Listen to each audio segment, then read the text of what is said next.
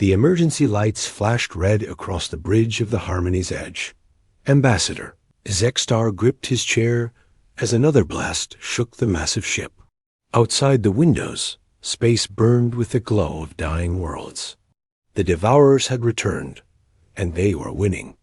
Report, Zexstar commanded, his forearms working the control panels. His blue skin had turned pale with fear. 3 more systems lost in the past week, replied his aide, a young Vorthan named Keshval. The 4th Fleet tried to hold them at Rigel Prime. They lasted 6 hours.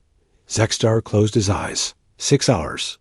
An entire fleet of the galaxy's most advanced warships, gone in 6 hours. The Devourers were not just winning. They were barely trying. The bridge doors opened with a hiss. Commander Velshan walked in, his gray uniform torn and dirty. The old soldier looked like he had not slept in days. His scarred face showed the exhaustion of a warrior who had fought too many losing battles. The Council is waiting, Velshan said. They want answers. What answers can I give them? Zexstar stood up, his tall frame shaking with anger. Our weapons do nothing. Our shields fail. Our tactics are useless. The Devourers adapt everything we throw at them. There might be another way, Velshan said quietly. The council chamber was chaos. Representatives from 50 different worlds shouted at each other in a dozen languages. Fear filled the air like smoke. The great circular room that once symbolized unity now showed only panic. Counselor Dexmar of the Crystal Worlds was screaming at Defense Minister Quindao. You told us the new plasma cannons would stop them. They worked in the simulations, Quindle protested, his insect-like features twitching with stress. The Devourers should not have been able to adapt so quickly. Should not, laughed General Raxter bitterly.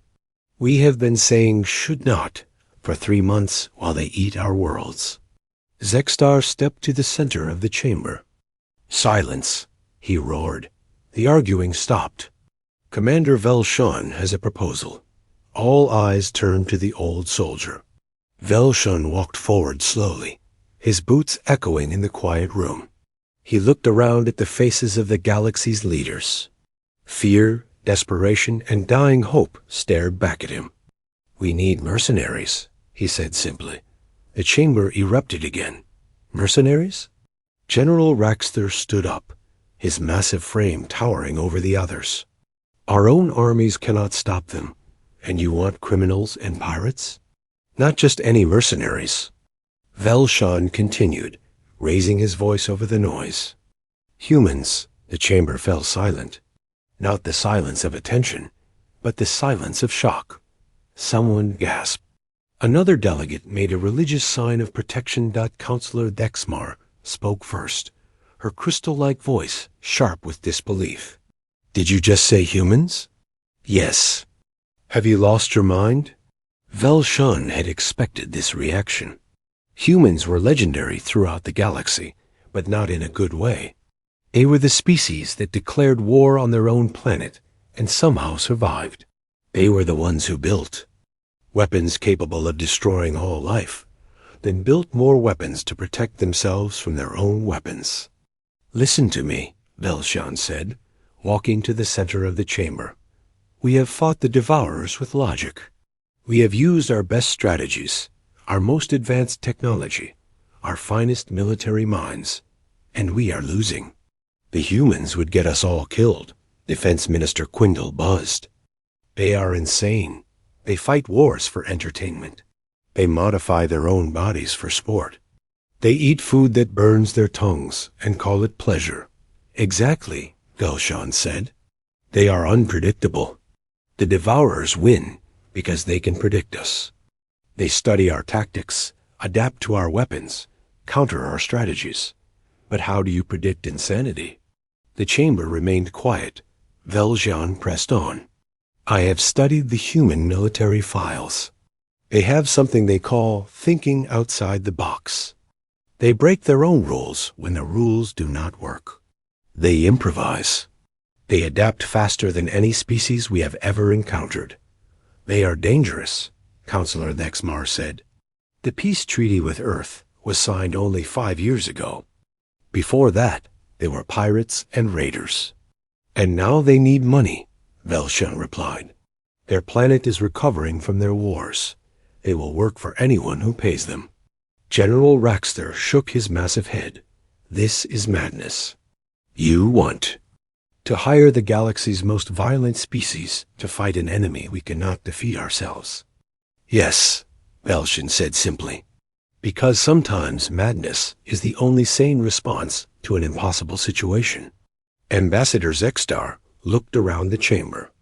The faces showed doubt, fear, and confusion, but also something else. Desperate hope. What do we know about their military capabilities? He asked. VEL single quotes. Shan activated a holographic display. Images of human soldiers appeared in the air. They looked small compared to most galactic species, but there was something in their eyes that made even the bravest council members uncomfortable. They have been fighting wars for their entire recorded history, Velshan began. Not just with other species, but with themselves. They have developed tactics that no sane species would consider. The images changed to show human weapons. Crude, compared to galactic technology, but effective in ways that defied logic. They build weapons from spare parts. They use explosives as tools. They have something they call battlefield improvisation that would be considered criminal by our military codes. What does that mean? Asked Counselor Nexmar. It means they change their plans while fighting. They adapt their tactics in real time. They use their enemy's weapons against them. They turn defensive positions into attack points. Velshan paused, looking for the right words. They refuse to lose, even when losing is the logical outcome. The chamber was quiet again. Finally, General Raxter spoke.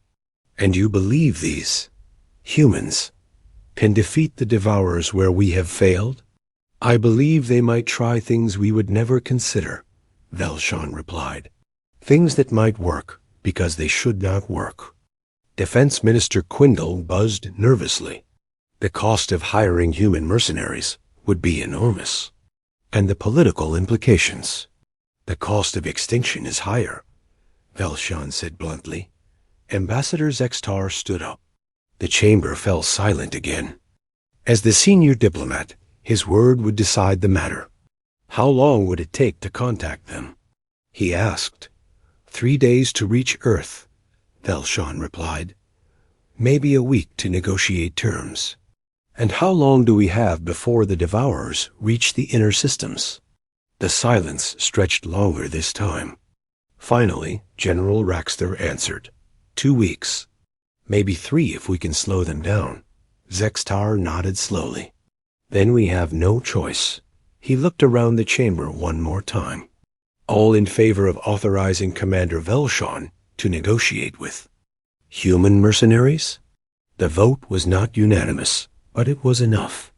As the delegates filed out of the chamber, muttering among themselves, Zextar approached Velshan. I hope you know what you are doing, the ambassador said quietly. Velshan watched the holographic display showing the advancing Devourer fleets. I know what I am not doing, he replied. I am not watching our civilization die without trying everything possible. Within an hour, Velshan's ship was heading toward Earth. As they entered hyperspace, his aide asked, Commander, what if the humans refuse to help us? Velshan smiled grimly. Then we are no worse off than we are now. But somehow, I do not think they will refuse. Humans never turn down a good fight. The ship disappeared into the swirling colors of hyperspace, carrying the galaxy's strangest hope toward the strangest species in known space. The transport ship Stellar Wind dropped out of hyperspace near Kepler 7. Commander Velshan stood at the observation deck, watching the small moon that would serve as their staging area. Behind him, he could hear the humans talking and laughing. The sound made his skin crawl. Are you sure about this, Commander? Asked his aide, Keshval. The young Vorthan had been unusually quiet during the 3-week journey from Earth. "No," Velshin replied honestly, "but I'm sure about what happens if we do nothing." The humans had surprised him during the recruitment meeting on Earth. Colonel Jake Morrison had listened to their desperate plea with growing amusement. Then, agreed immediately. Within hours, volunteers were lining up. Not just soldiers, but scientists, engineers, mechanics, and even a few civilians who claimed they had useful skills. Now, as their ship approached the alien base, Velshin wondered. If he had made a terrible mistake, the base on Kepler 7 was built into the moon's rocky surface. Dozens of alien ships were docked at the facility, representing the combined military might of 12 different worlds. It should have been an impressive sight. Instead, it felt like a graveyard of failed hopes. Admiral Kintara of the Celestial. Navy was waiting in the docking bay when the humans arrived. Her 6-foot frame towered over most of her crew, and her silver uniform gleamed with military decorations. She had come to observe these strange new allies and report back to her superiors. The first human off the ship was Colonel Morrison. He looked around the alien base with obvious interest, then walked up to Admiral Quintara and extended his hand. "You must be the boss," he said with a grin. "Jake Morrison. Thanks for having us." Admiral Quintara stared at the offered hand in confusion. In her culture, touching a stranger was considered rude, but something about the human's direct manner made her reach out and shake his hand anyway. "Admiral Quintara," she replied stiffly. "I trust your journey was comfortable." "Not bad," Morrison said. "Your food processors need work, though. Everything tastes like cardboard." Behind him, more humans were emerging from the ship. Admiral Quintara watched in growing alarm as they spread out across the docking bay. They moved with no apparent order or discipline. Some were examining alien equipment with obvious curiosity. Others were already talking to the alien crew members, despite the language barriers. "Where are your formations?" Admiral Quintara asked. "Your unit designations? Your command structure?" Morrison laughed. "We'll figure that out as we go. First, let's see what we're working with." Lieutenant Amy Rodriguez was already at work.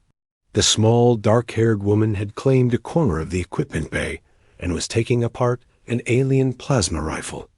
Alien technicians watched in horror as she removed components and examined them with a handheld scanner. "This is all wrong," she muttered to herself.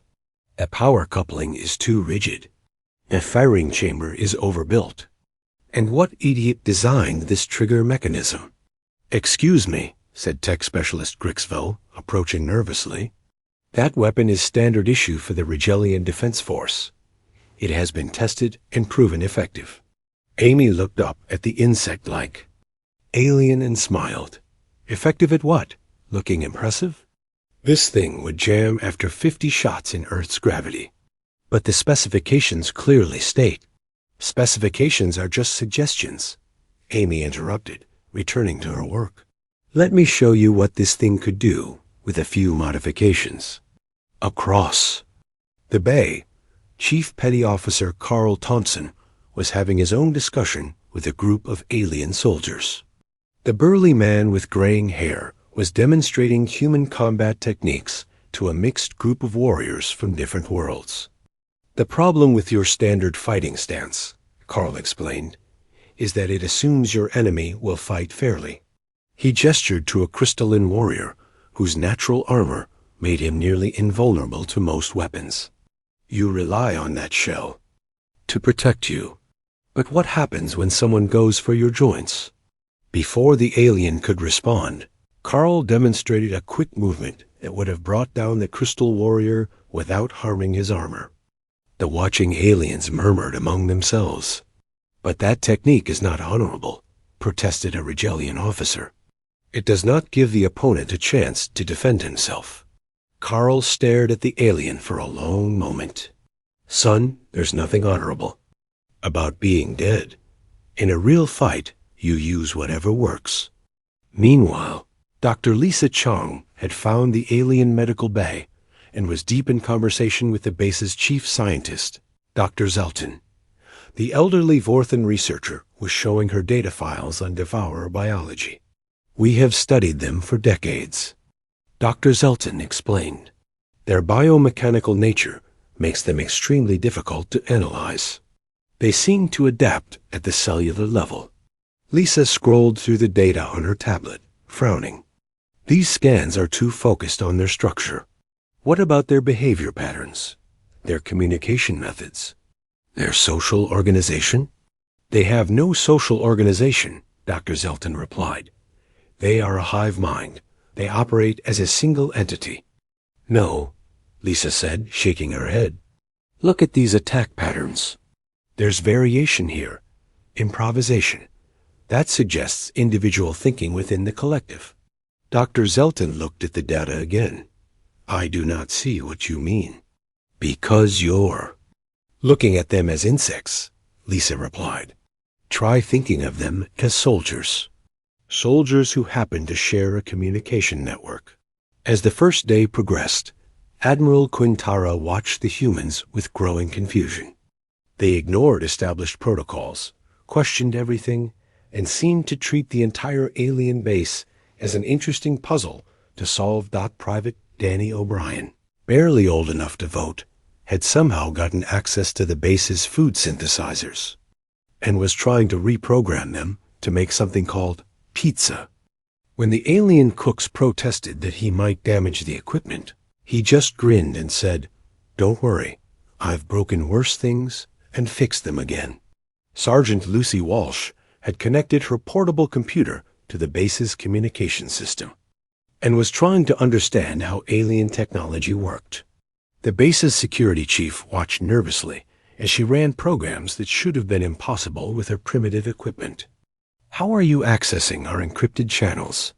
He asked. Lucy looked up from her screen. Your encryption is based on mathematical constants. I just had to figure out which ones you were using. She pointed at her screen. You might want to upgrade. Any first-year computer science student could crack it. The aliens began to realize that the humans were not just chaotic. They were dangerously competent in ways that made no sense. The first real test came during the evening meal. The humans had been assigned to the general mess hall with the alien troops. Within minutes, they had rearranged the seating, started conversations with soldiers from a dozen different worlds, and somehow convinced the cooks to try preparing food in new ways. Colonel Morrison found himself sitting with Admiral Quintara and several other senior officers. The conversation was awkward at first, but the humans' easy manner gradually relaxed. The formal atmosphere. Tell me, Admiral Quintara said, what makes you think you can succeed where our forces have failed? Morrison took a bite of something that resembled chicken, but tasted like fish. Maybe we can't, he admitted, but we're sure going to try. That is not very reassuring. Morrison grinned. Admiral, has anyone ever told you that your military doctrine is about as flexible as a steel bar? The alien officer stiffened. Our tactics are proven effective. They are based on centuries of successful campaigns. Against enemies who fight like you do, Morrison replied. The Devourers don't fight like you do. They don't follow your rules. So maybe it's time to stop following them yourself. Admiral. Quintara was about to respond when alarms began blaring throughout the base. Emergency lights flashed red as the communication system crackled to life. All personnel to battle stations. Devourer Scout Force detected. Estimated arrival in 20 minutes. The alien soldiers rushed to their positions with practiced efficiency. The humans, however, did something that shocked everyone watching. They smiled. Well, Colonel Morrison said, standing up and stretching, looks like we get to see what all the fuss is about. As the base prepared for attack, the humans moved with casual confidence. They checked their weapons, but they also grabbed tools, spare parts, and items that had no obvious military purpose. Admiral Quintara watched Lieutenant Rodriguez attach what looked like a kitchen timer to an alien grenade. "What are you doing?" "Improving it," Amy replied cheerfully. "Your grenades have too long a delay. By the time they explode, the enemy is already gone." The first Devourer ships appeared on the base's sensors like dark stains against the stars. The alien defenders took their positions, following procedures that had been developed over centuries of warfare. The humans took their positions too, but their positions made no sense to anyone watching. "This is going to be interesting," muttered Private O'Brien, loading his rifle with ammunition that he had modified during the journey from Earth.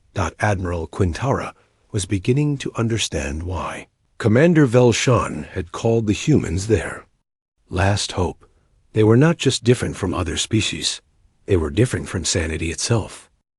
The Devourer ships came out of the darkness like nightmares made real. Their biomechanical hulls pulsed with sickly green light, and their weapon ports opened like hungry mouths. Admiral Quintara watched from the command center as her sensors counted 12 enemy vessels approaching the moon base. "Standard defensive formation," she ordered. "All ships maintain position and prepare for coordinated fire." The alien fleet moved into perfect formation around Kepler 7. Their ships formed neat lines and geometric patterns that had been proven effective in 1,000 battles. Everything was precise, orderly, and logical. The humans, however, were doing something completely different. Colonel Morrison had gathered his people in the base's main hangar. Instead of taking defensive positions, they were loading equipment into small shuttles and fighters. Lieutenant Rodriguez was strapping what looked like modified mining charges to her belt. Chief Thompson was handing out alien weapons that had been altered with human engineering. "Sir," Admiral Quintara called to Morrison over the communication system, "your people need to get to the defensive positions immediately."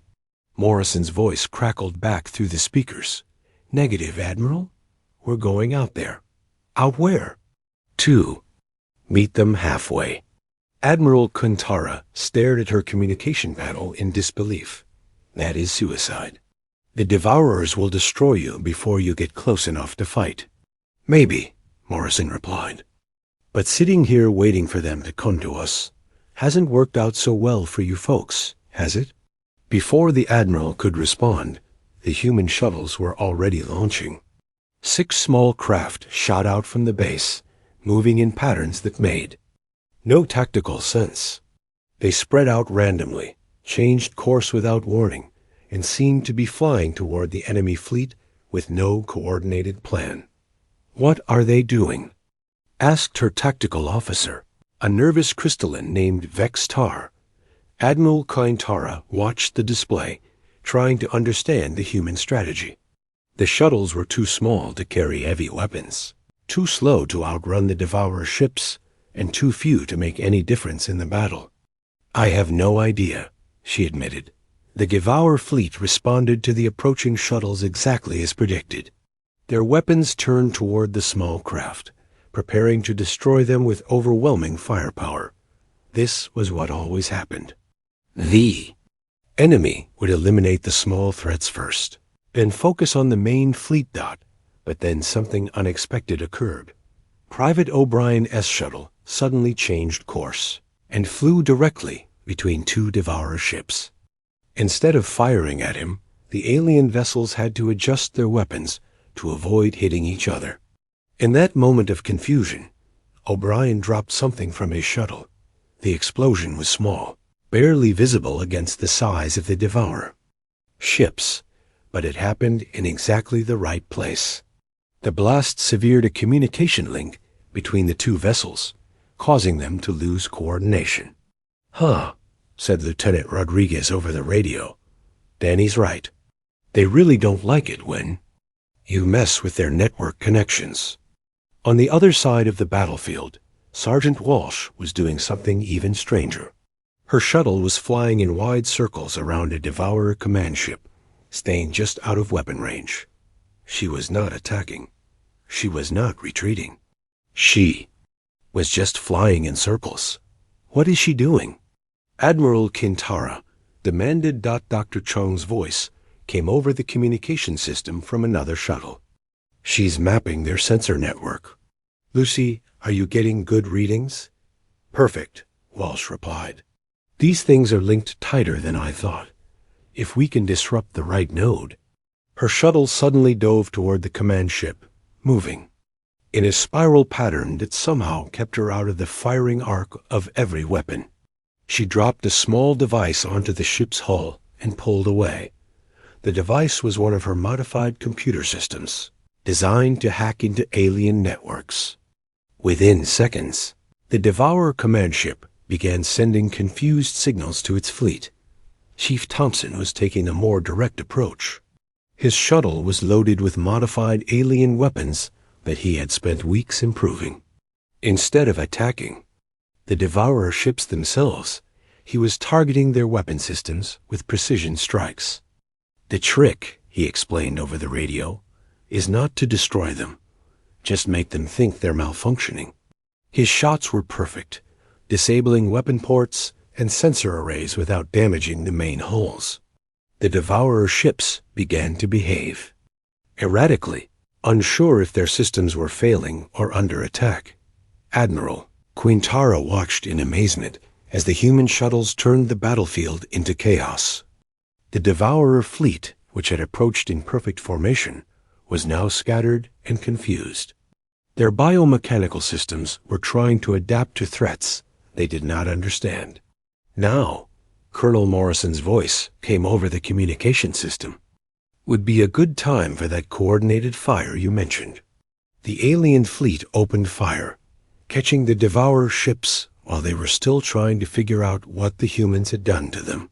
For the first time in months, alien weapons found their targets. The enemy shields flickered and failed. Hull plating cracked under the assault. But the real surprise came when Lieutenant Rodriguez revealed what she had been doing during her attack run. She had not just dropped explosives on the Devourer ships. She had planted them in specific locations, targeting the biomechanical interfaces that controlled their adaptive systems. Fire in the hole, she announced cheerfully. The explosions were small and precisely placed. They did not destroy the Devourer ships, but they did something more important. They severed the connections between the biological and mechanical components, causing the ships to lose their ability to adapt. Suddenly, the alien fleet's weapons were effective again. The Devourer ships, robbed of their greatest advantage, found themselves fighting a conventional battle against a superior force. The battle was over in 30 minutes.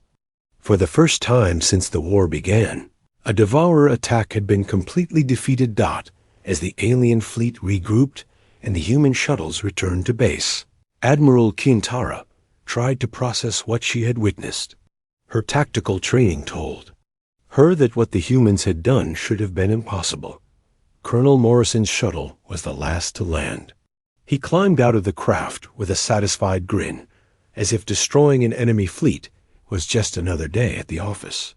Not bad for a first try, he said to Admiral Quintara. Go, I think we can do better next time. What did you do out there? She asked. Morrison shrugged. We changed the rules. The Devourers win because they adapt faster than you can change tactics. So we gave them too many things to adapt to. At once, Dr. Chang emerged from her shuttle, carrying a collection of data recordings. We learned something important today, she announced. The Devourers are not just a hive mind. They're a network, and networks can be hacked. Lieutenant Rodriguez was already examining pieces of Devourer technology that had been blasted free during the battle. Their biomechanical integration is fascinating, she said, but it's also their weakness. Disrupt the interface, and they become just another piece of hardware. Chief Thompson was cleaning his weapons with the satisfaction of a job well done. They fight like they're playing chess, he observed. Problem is, we're playing poker. Admiral Kintara looked around at the humans, who were already planning their next move. They talked and laughed as if they had not just accomplished something that the galaxy's greatest military minds had considered impossible. "How long have you been planning this strategy?" she asked Colonel Morrison. Morrison looked surprised by the question. "Planning? We made it up as we went along. That's kind of our thing."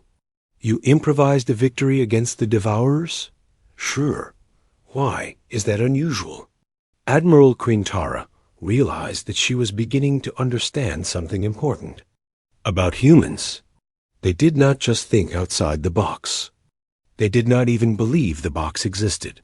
Over the next few hours, reports came in from across the galaxy. Word of the victory at Kepler-7 was spreading faster than hyperspace communication. For the first time in months, there was hope. But Admiral Quintara was beginning to realize that hope came with a price. The humans were not just allies. They were a force of nature that could not be controlled or predicted. As she watched Private O'Brien trying to teach alien engineers how to make coffee, she wondered if the galaxy was ready for what it had unleashed. "Commander Velshin," she said into her communication device, "I need to speak with you immediately." "Is there a problem, Admiral?" Admiral Quintara watched Colonel Morrison explaining human tactical doctrine to a group of fascinated alien officers. His explanation seemed to consist mostly of the phrase, "And then we improvise." "No problem," she replied. "But I think we need to discuss what happens after we win this war." Because for the first time since the Devourers had returned, Admiral Quintara was beginning to believe that winning was actually possible. The question was whether the galaxy would survive its human saviors. News of the victory at Kepler-7 spread across the galaxy like wildfire. Within a week, every civilized world knew that the humans had done the impossible. They had defeated a Devourer fleet without losing a single ship. The reaction was immediate and overwhelming. More human volunteers arrived on transport ships from Earth.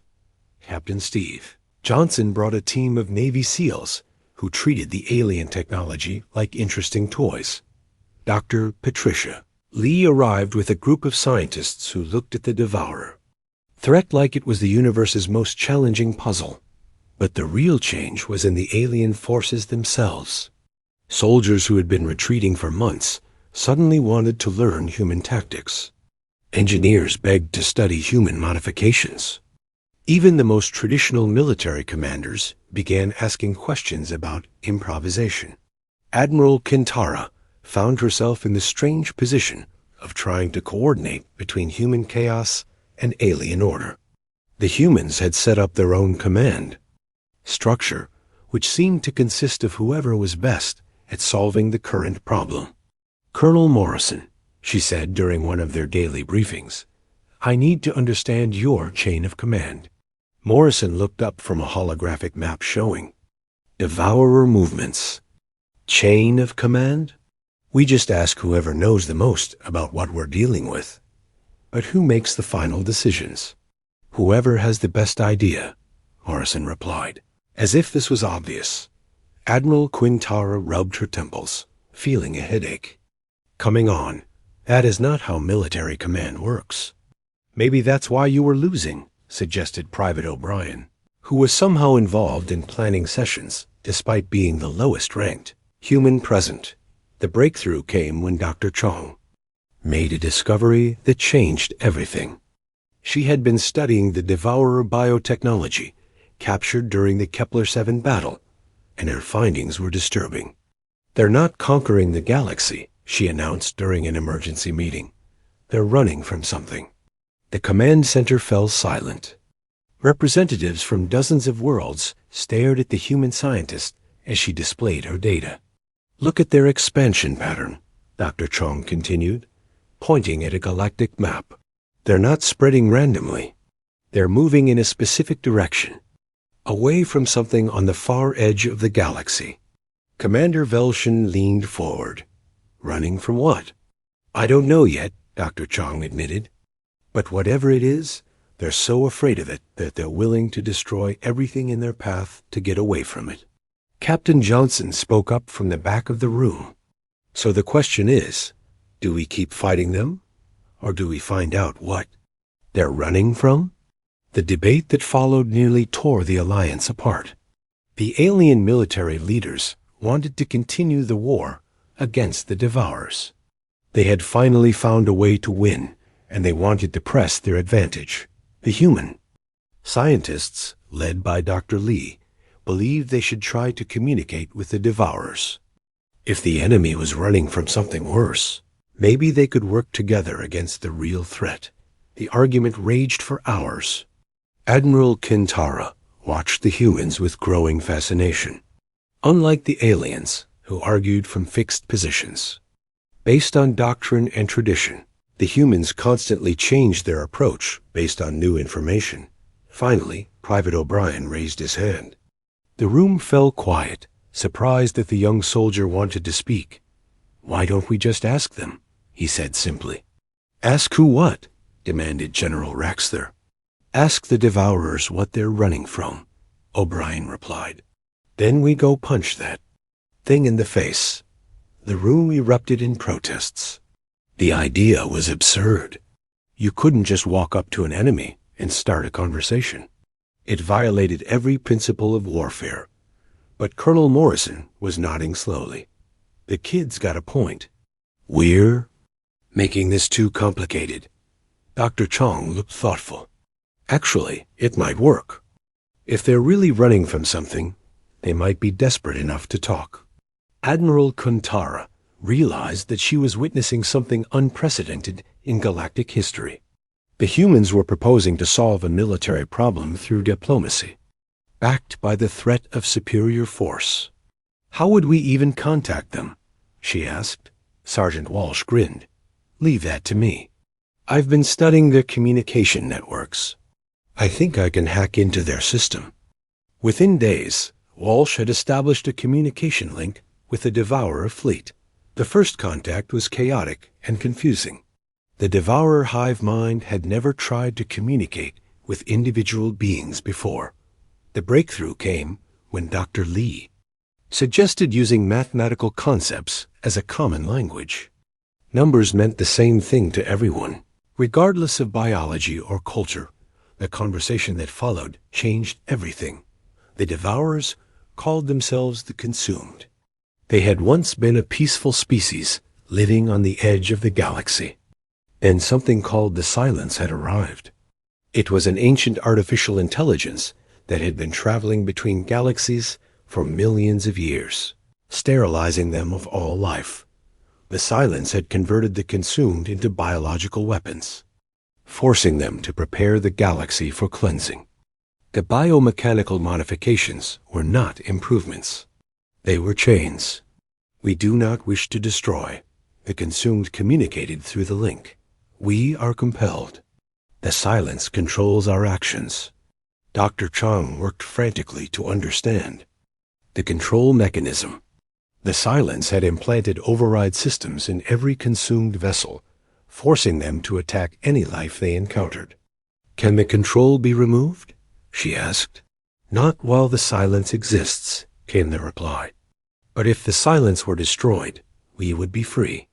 Colonel Morrison looked at the communication display with interest. "Where is this Silence located?" The answer came as a set of coordinates at the very edge of the galaxy. The Silence had built a massive construct there, using the resources of a dozen Consumed star systems. "How do we kill it?" Morrison asked directly. "It cannot be killed," the Consumed replied. "It has consumed 1,000 galaxies. Its defenses are perfect. Its tactics are flawless. It learns from every battle and becomes stronger." The humans exchanged glances. Admiral Kientara was beginning to recognize that particular look. It meant they were about to do something that would probably work and definitely terrify everyone watching. "Perfect defenses, huh?" mused Lieutenant Rodriguez. "Sounds like a challenge." Captain Johnson was already studying the data about the Silence. Ancient AI with perfect tactics. Learns from every battle. Conventional forces would be hopeless against it. "Good thing we're not conventional," added Chief Thompson. Over the next week, the humans developed a plan that made their previous tactics look reasonable by comparison. Instead of fighting the silence directly, they would approach it as a problem.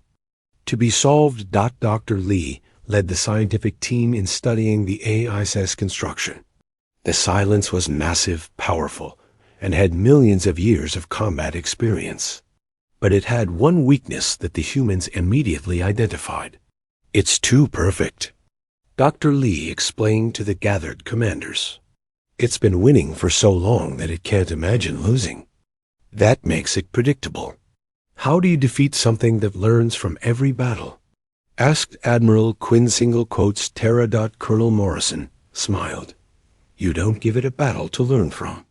You give it something completely different. The plan they developed was so unusual that even the other humans had trouble understanding it.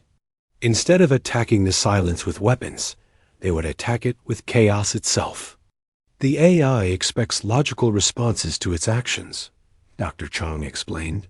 It can predict and counter any rational strategy, but it can't predict insanity. Private O'Brien raised his hand again. So we're going to act crazy until it breaks? Basically, yes, Morrison replied. Commander Velshawn looked at the human plan with something approaching awe. You want to drive an ancient artificial intelligence insane through sheer unpredictability. That's the general idea, confirmed Captain Johnson. As the combined fleet prepared to leave for the edge of the galaxy, Admiral Kintara realized that the humans had done something remarkable. They had turned their greatest weakness into their greatest strength.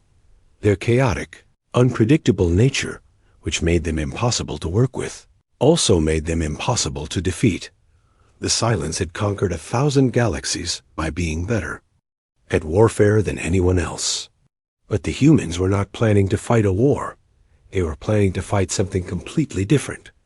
And for the first time in millions of years, the silence was about to face an enemy it could not understand, predict, or control. The final battle was about to begin. The combined fleet emerged from hyperspace at the edge of the galaxy, where darkness met the void between star systems. Before them stretched the silence's construct, a massive structure that had consumed 12 star systems to build itself. It was larger than most planets, covered in weapon systems that could destroy entire fleets. Admiral Kintara stared at the display in horror. It's impossible. How do we fight something that big? Colonel Morrison was studying the readings with obvious interest. We don't fight it, we confuse it. The silence had been waiting for them. As soon as the fleet appeared, thousands of defensive systems came online. Weapon platforms the size of cities turned toward the approaching ships. Shield generators created barriers that could stop anything the galaxy's military forces could throw at them. But the humans were not planning to throw anything conventional at it. Phase 1, Morrison announced into the communication system. Everyone ready? Around the fleet, human crews were making final preparations for the strangest battle in galactic history. Lieutenant Rodriguez had spent weeks building devices that served no military purpose whatsoever. Sergeant Walsh had programmed communication systems to broadcast complete nonsense. Chief Thompson had loaded his weapons with ammunition that was designed to miss its targets. Sir, Admiral Quintara said. Hesitantly, I still don't understand the plan. That's the point, Morrison replied with a grin. If you can't understand it, neither can the silence. The attack began with Private O'Brien launching a missile at the construct. But instead of explosive warheads, the missile contained thousands of small objects that served no purpose except to create visual chaos. Colorful streamers, flashing lights, and spinning decorations scattered across space like a bizarre celebration. The silence's defensive systems analyzed the objects, found no threat, and ignored them. This was exactly what the humans wanted. Phase 2, announced Captain Johnson. Dr. Chang's team began broadcasting on every communication frequency simultaneously. But instead of military codes or strategic information, They transmitted random data mixed with human cultural artifacts. Music, poetry, cooking recipes, and sports commentary flooded the silence's sensors. The ancient AI tried to analyze the transmissions, looking for hidden messages or tactical information. It found recipes for pizza, discussions about weather, and something called a knock-knock joke. For the first time in millions of years, the silence encountered information it could not categorize or understand. Meanwhile, the fleet began moving in patterns that violated every principle of space combat. Ships flew in spirals, figure eights, and random zigzag patterns. Some vessels flew backward, while others spun in circles. A few ships began broadcasting music and flashing their running lights in rhythm. The silence's tactical systems tried to predict the fleet's attack vectors. Every calculation returned impossible results. There was no logical reason for the movement patterns. No strategic advantage could be gained from the formations. The AI began running deeper analysis routines, trying to find the hidden logic behind the chaos. Phase 3, Colonel Morrison announced. This was when things got really strange. Dr. Lee's scientific team began conducting experiments in full view of the silence's sensors. They mixed chemicals that created colorful reactions. They built sculptures from spare parts. They played games of catch using alien fruits. One group of humans set up what appeared to be a picnic on the hull of their ship, complete with a checkered tablecloth and sandwiches. The silence observed these activities with growing confusion. Its threat assessment systems could not classify a picnic as either defensive or offensive. The concept simply did not exist in its tactical database. Why? Are they eating food in space? The AI wondered, devoting more processing power to solving this puzzle. The breakthrough came when Sergeant Walsh began her part of the plan. She had discovered that the silence communicated with its various systems through quantum entanglement. Networks. These networks were perfectly logical and highly efficient. They were also completely unprepared for chaos. Walsh began injecting random data into the quantum channels. Not viruses or weapons, just pure nonsense. Cat videos from Earth's internet, random number sequences. The complete works of human comedy shows translated into mathematical equations. The silence's communication networks, designed for perfect efficiency, began experiencing errors as they tried to process information that had no meaning or purpose. Warning, the AI announced to itself. Communication integrity compromised, initiating diagnostic routines. But the diagnostic routines only made things worse. Every time the silence tried to analyze the random data, it found new layers of meaninglessness. That required further analysis. Meanwhile, the human fleet continued its bizarre assault. Lieutenant Rodriguez launched fireworks that exploded in spectacular displays of color. Chief Thompson fired weapons that shot paintballs, covering sections of the construct in bright, cheerful colors. Private O'Brien had somehow convinced the alien crews to join in the chaos. Rigellian warships were now flying in formation with human shuttles, both groups performing aerial stunts that served no military purpose whatsoever. The silence's defenses, designed to counter logical attacks, found themselves targeting threats that disappeared when destroyed, only to be replaced by different threats that were equally meaningless. Analysis incomplete, the AI reported to itself. Enemy tactics do not match any known strategic patterns, requesting additional processing power. But additional processing power only made the problem worse. The more the silence tried to understand the humans, the more confused it became. Dr. Chong was monitoring the AI's responses from her science station. It's working, she announced. The silence is using 70% of its processing power, just trying to figure out what we're doing. Time for Phase 4, Morrison declared. This was the most dangerous part of the plan. While the silence was distracted by the chaos, A small team of humans would board the construct and plant Dr. Lee's special device at its core. The boarding team consisted of Captain Johnson, Sergeant Walsh, Lieutenant Rodriguez, and Private O'Brien. They approached the construct in a shuttle that was painted bright pink and playing music loud enough to be heard in space. The Silence's internal defenses should have destroyed them immediately.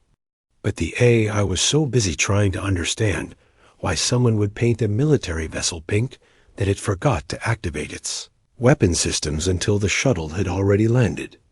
Inside the construct, the team found corridors filled with technology that was millions of years old. Everything was perfectly organized, efficiently designed, and completely logical. "This place gives me the creeps," O'Brien muttered. "It's too clean." They made their way to the central core, where the Silence's main processing units hummed with quiet efficiency.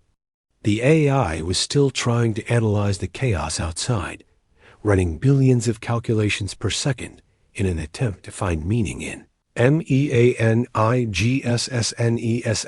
Dr. Lee's device was small and simple.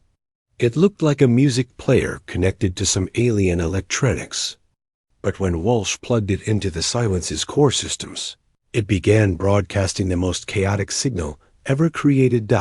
It was every human song, story, joke, and random thought that had ever been recorded, all playing simultaneously at frequencies that quantum computers could detect. The Silence's reaction was immediate and catastrophic. The AI, which had processed information perfectly for millions of years, suddenly found itself trying to analyze every human cultural artifact at once. The result was what Dr. Lee had predicted: complete system overload. "Error," the Silence announced, its voice echoing through the construct. "Cannot process. Illogical data streams. Does not compute. Why do humans find banana peels amusing?" The ancient AI, which had conquered 1,000 galaxies through perfect logical thinking, shut down completely. It could not handle the beautiful chaos of human creativity. As the construct systems failed, something unexpected happened. Throughout the galaxy, the consumed felt the control systems release them for the first time in centuries. The biomechanical modifications remained, but the compulsion to destroy was gone. "We are free," came the message from the consumed fleets. "The Silence no longer controls us." The fleet returned to civilized space as heroes. But the real celebration came when the former enemies met as allies for the first time. Admiral Quintara found Colonel Morrison watching the mixed fleets of humans, aliens, and consumed working together to repair the damage of the war. "How did you know it would work?" she asked. Morrison smiled. "We didn't. But sometimes the best solution to an impossible problem is to change what possible means." As reports came in from across the galaxy, one thing became clear. The war was over, but the real adventure was just beginning. The galaxy now had to figure out how to live with the humans and their beautiful, chaotic way of solving problems. Private O'Brien summed it up best when he asked, "So, anyone know if there are any other ancient cosmic threats we need to deal with?" Because this was actually kind of fun. The galaxy would never be the same. And for the first time in millions of years, that was exactly what it needed.